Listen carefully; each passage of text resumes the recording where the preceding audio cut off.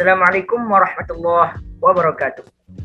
Selamat datang di video presentasi Resume Jurnal Design and Deployment of Microservice on Container-Based Cloud Platform, atau di dalam bahasa Indonesia berarti desain penerapan microservice pada kontainer berbasis platform awan, yang ditulis oleh Jiqing Zhao dari Journal of Physics Conference Series yang dipublikasikan pada tahun 2020. Terlebih dahulu saya akan memperlihatkan jurnal yang kami resume.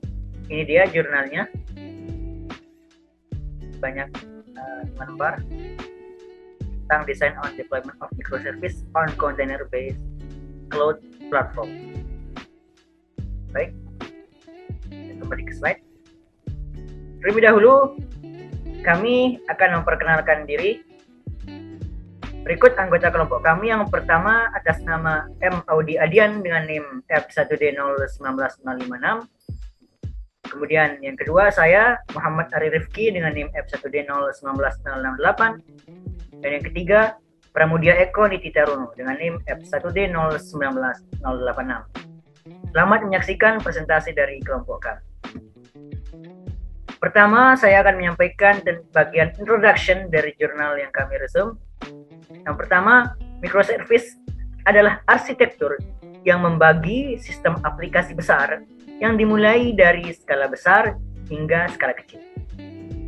Microservice ini dibagi menjadi beberapa modul layanan kecil yang independen sesuai dengan fungsi bisnis masing-masing, di mana hal tersebut menjadi manfaat utama dari microservice ini, di mana tim developer mampu mengembangkan aplikasi secara cepat dengan membuat komponen-komponen dari aplikasi yang mampu berjalan secara independen sehingga dapat memenuhi kebutuhan bisnis yang terus-menerus berubah.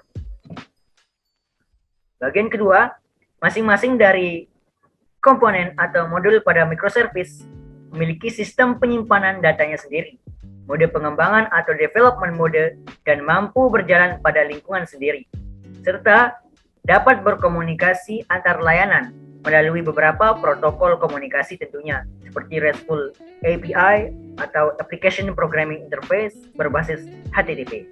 Yang kedua, microservice adalah suatu framework architecture yang dipakai sebagai model dalam pembuatan aplikasi cloud yang modern. Di dalam microservice, setiap aplikasi dibangun sebagai sekumpulan service dan setiap layanan berjalan dalam prosesnya sendiri.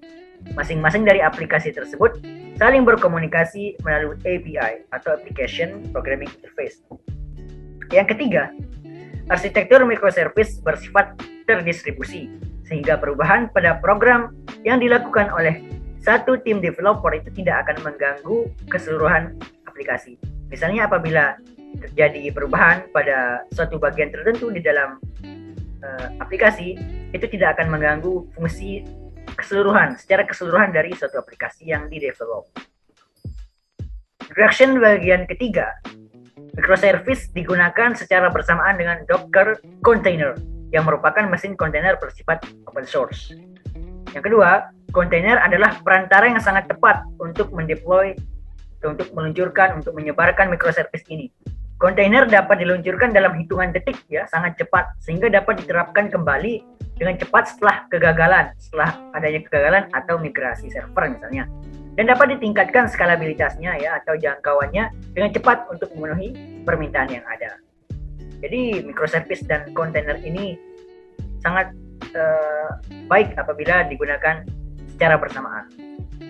Kemudian introduction keempat, dalam lingkungan kontainer berbasis platform awan atau cloud platform, penyebaran microservice biasanya mengadopsi mode dari satu instans layanan per host, yaitu satu instans layanan per kontainer. Jadi berbasis satu instans layanan per host atau per kontainer begitu. Kemudian yang kedua, dalam mode ini setiap layanan instans itu berjalan dalam kontainer, dan kontainer itu yang berfungsi sebagai aplikasi yang ringan, memiliki konstruksi gambar yang sangat baik tentunya, dan kecepatan operasi itu sangat cepat dari kontainer ini. Jadi sangat baik sekali, ya, kontainer ini apabila digunakan untuk proses penyebaran microservice. Kemudian yang ketiga, selain itu, alat manajemen cluster kontainer seperti Kubernetes dapat digunakan untuk mengelola kontainer. Yang selanjutnya dapat menyederhanakan dapat menyederhanakan proses penerapan ya. Jadi alat manajemen cluster ya untuk manajemen kontainer ini, yaitu Kubernetes ini bisa digunakan untuk mengelola kontainer ya. Itu bermanfaat agar proses yang dilakukan ya atau implementasi yang dilakukan itu lebih sederhana. Baiklah, saya akan menyampaikan outline dari jurnal yang kami resume. Yang pertama itu bagian mendeskripsikan dan mendesain proses deployment atau penyebaran dari microservice pada kontainer berbasis platform awan atau cloud platform. Kemudian yang kedua akan diperkenalkan metode konstruksi gambar kontainer. Yang ketiga, mengusulkan beberapa skema optimasi untuk mengurangi atau untuk memperkecil ukuran gambar. Kemudian keempat, bagaimana mengelola banyak variasi gambar kontainer. Yang kelima, akan dibahas alat orkestrasi kontainer yang perlu diperkenalkan untuk mengelola dan menjadwalkan kontainer selama penerapan atau pengimplementasian arsitektur microservice. Baik, demikian dari saya. Untuk pembahasan selanjutnya akan dijelaskan oleh rekan saya. Demikian dari saya, terima kasih.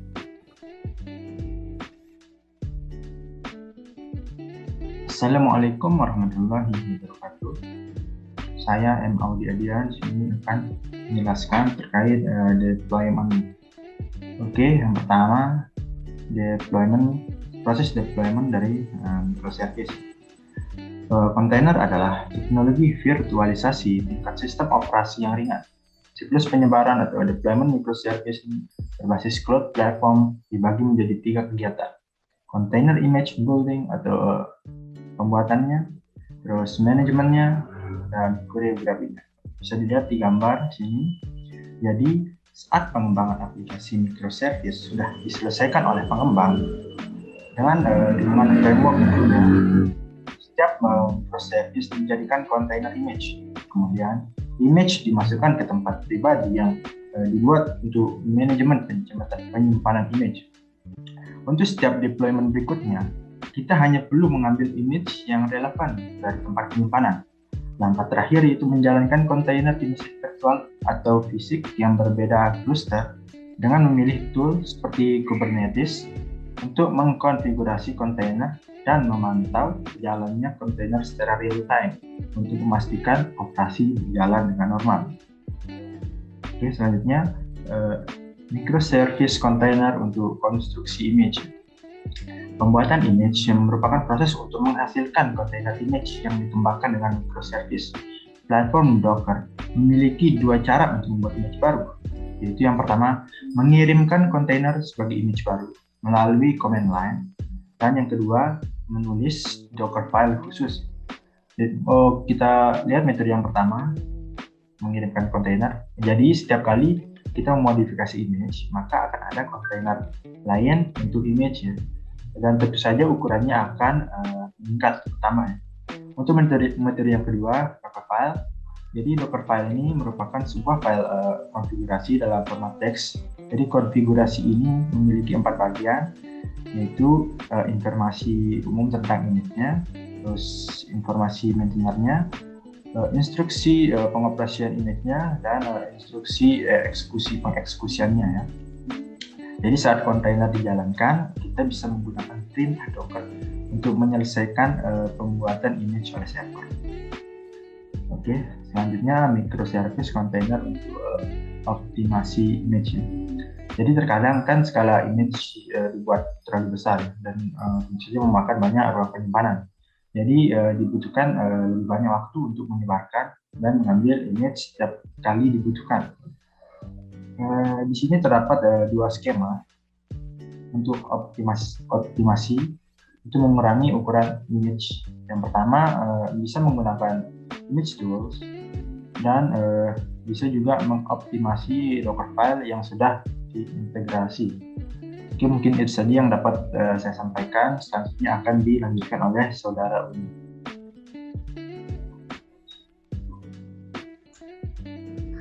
Baiklah, terima kasih kepada teman saya sebelumnya. Sekarang saya akan melanjutkan.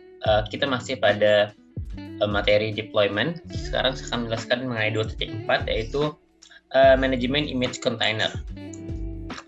Jadi secara umum beberapa aplikasi mengandung beberapa microservice, di mana dalam hal ini microservice mengandung beberapa container image, sehingga perlu mengelompokkan image ke dalam beberapa container. Banyak tools dan framework yang bisa melakukan hal ini. Misalnya Docker Hub. Docker Hub ini adalah aplikasi manajemen image yang dapat melakukan autentikasi image, berkolaborasi, kemudian memiliki workflow tools, dan terdapat juga build trigger untuk Docker Hub ini. Ketika kontainer microservice selesai dibuat, kita dapat membuat private Docker warehouse dan mengirim semua kontainer image yang telah dibuat di dalam microservice tadi ke Docker Hub warehouse yang telah dibuat sebelumnya untuk disimpan dan diproses. Selanjutnya, mengambil image yang dibutuhkan akan lebih mudah bagi developer dalam tahap development dan tes. Ini untuk manajemen image container. Selanjutnya, di 2.5 ada aturan kontainer microservice. Beberapa aplikasi biasanya terdiri dari beberapa komponen yang berada pada level kontainernya masing-masing dan harus diatur secara sekuensial pada level network agar dapat berjalan sesuai rencana. Proses mengatur kontainer dalam hal ini dinamakan koreografi. Ketika image diinstansiasi sebagai kontainer, microservice akan berjalan pada kontainer yang baru dibuat. Aplikasi memiliki beberapa kontainer, awal dari sequence kontainer, hubungan beberapa kontainer, running state kontainer yang diinstansiasi harus dikonfigurasi dan diatur terlebih dahulu. Tentu hal ini jika dilakukan secara manual akan memberikan beban yang cukup tinggi bagi developer dan kompleksitas yang tinggi juga, sehingga akan merepotkan dalam tahap deployment. Selanjutnya, terdapat beberapa aplikasi untuk melakukan hal ini seperti misalnya Docker Compose, kemudian ada Docker Swarm dan Kubernetes.